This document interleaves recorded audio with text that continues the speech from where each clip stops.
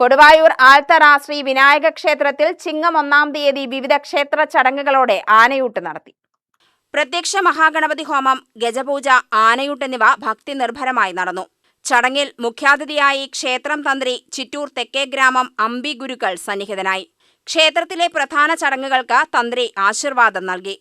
പ്രത്യക്ഷ മഹാഗണപതി ഹോമവും ഗജപൂജയും ക്ഷേത്രം മേൽശാന്തി വിശ്വനാഥ സ്വാമിയും ഉപശാന്തി രാജേഷും ചേർന്ന് നിർവഹിച്ചു.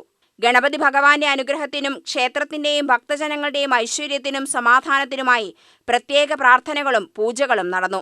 തുടർന്ന് നടന്ന ആനയൂട്ടിന്റെ ഉദ്ഘാടനം വിനായക ട്രസ്റ്റ് പ്രസിഡന്റ് AK നാരായണനും സെക്രട്ടറി BK ശിവനും ചേർന്ന് നിർവഹിച്ചു.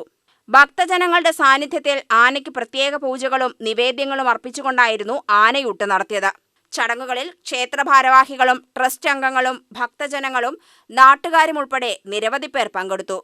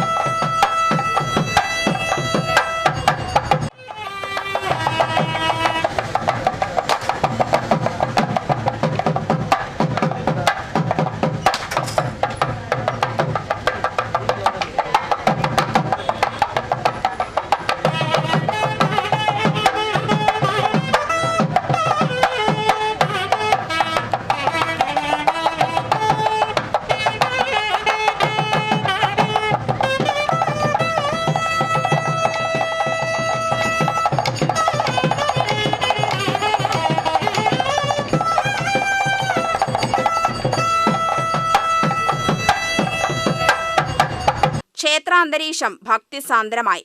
ചടങ്ങുകൾക്ക് ശേഷം ഭക്തജനങ്ങൾക്കായി പ്രസാദ വിതരണം നടത്തുകയും ചെയ്തു. UTV news, Palakkad.